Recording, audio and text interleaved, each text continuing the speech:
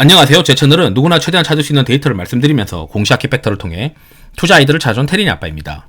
지난번에는 이제 원달러가 그래도 중국의 어떤 경기 부양을 하게 되면 좀 진정될 수 있지 않겠냐, 한번 잘 보자 라고 이제 말씀드렸는데, 기대한 방향이 되진 않았어요. 국내 뭐 정치 리스크도 막 터지고, 그 다음에 트럼프에 대한 우려가 있으면서 미국의 어떤 기준금리도 그렇게 세게 내리지 못한다라고 이제 또 되고 있고, 이런 이제 복합적인 것들이 있는데, 그래도 2025년 1분기 경에는 한국 시장의 원달러가 진정되면서 시장이 반등할 수 있는 시나리오가 있는데, 한번 우리 같이 한번 보도록 하겠습니다.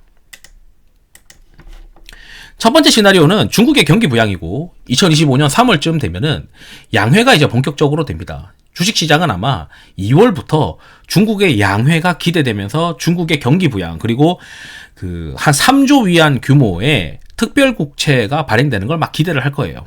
이거 이제 시장에서 기대하는 부분이고, 이거를 발행을 해서 생긴 돈으로 중국의 요소에다가 투자를 넣어서, 돈을 넣어서 중국의 어떤 경제를 회복하지 않겠냐, 이런 기대감이 있고, 그렇게 되면 한국이 덩달아 같이 좀 좋아지게 되면서 원달러가 그래도 떨어질 수 있는, 어떤 원화가 강세로 인해서 원달러가 떨어질 수 있는 기대가 있다. 그래서 우리가 지금은 막 원달러가 막 치솟고 있고 1,500원 가고 심지어 1,600원 간다라고 이제 걱정을 하고 있지만, 내년 1분기 경에는 그래도 약간 반대적인 어떤 사이클이 있을 수 있고, 거기에 첫 번째의 가능성이 높은 거가 중국의 경기 부양 관련된 시그널입니다.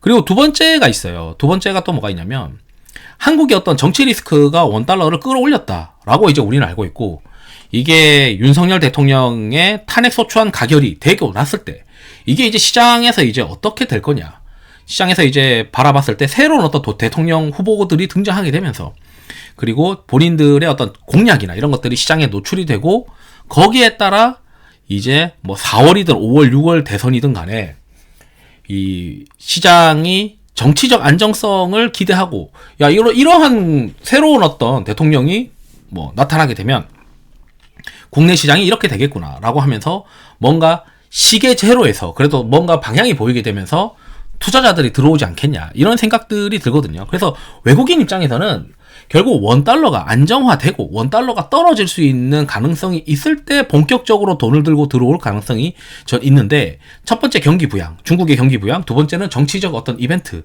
이런 것들이 내년 1분기에 있을 것 같다라는 거예요. 그러니까 실제 대선은 4월, 5월, 6월이긴 하겠지만, 결국 이제 선거 활동을 통해서 시장은 빠르게 안정화 가지 않겠냐, 그리고 누가 이제 당선될지에 대한 어떤 여론, 이런 것들을 다 체크를 하게 되면서 시장이 방향을 잡히는 어떤 모습을 기대할 수도 있겠다, 이런 생각이 듭니다.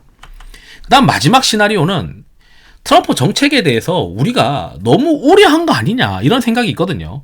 사실 이제 관세를 때리는 이런 것들이 내년 이제 1월 20일에 대통령으로 취임을 하게 되면 그때부터 이제 관세를 때리겠다라고 이제 시장에 다가오는 알고 있어요. 그래서 이제 시장은 이미 2024년도에 주가에 선반영되어 있을 가능성이 있어요. 그렇기 때문에 중국 및 아시아 국가의 중에서는 특히 관세를 두들겨 맞는 기업들이 있을 수 있어요. 그런 기업들의 변동성은 단기에 그치고, 그 악재가 이제 주가에 다 프라이싱이 되었다면 이미 이제 원달러는 그만큼 올라가 있는 상황이잖아요.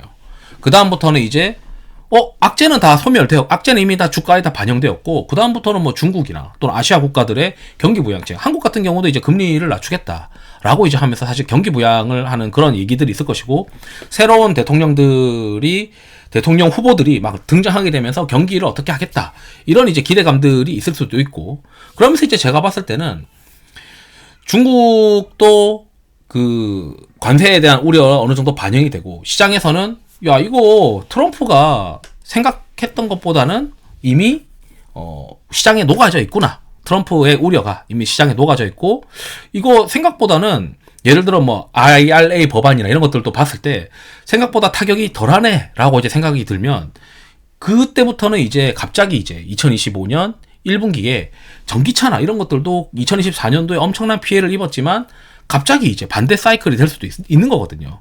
그래서 2025년 1월 22일 날 취임하고 본격적으로 이제 정책이 나올 때 그 정책을 주식시장이 어떻게 소화하는지 보게 되면, 이거 악재가 더 나빠지거나 더 최악이 되진 않겠구나. 그렇게 되면은 저는 이제 2025년도가 어쩌면 상고하저일 수 있겠다.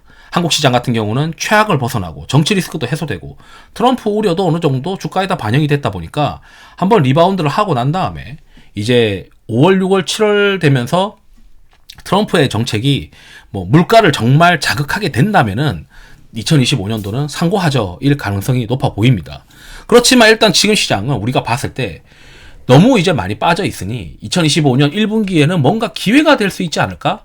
그래서 이 시나리오들을 고려를 해보면 중국의 경기 부양과 한국의 정치적 불확실성이 어느 정도 완화되는 모습들, 그 다음 트럼프 정책에 대해서 우리가 너무 선반영된 거 아니냐, 이런 것들이 복합적으로 작용하는 게 내년 1분기일 가능성이 높다. 2025년 1분기일 가능성이 높기 때문에 1분기 때 좋은 어떤 기회들이 있을 수도 있겠다. 이렇게 이제 말씀드리면서 영상을 마치도록 하겠습니다. 투자에 도움 되시길 바랍니다. 감사합니다.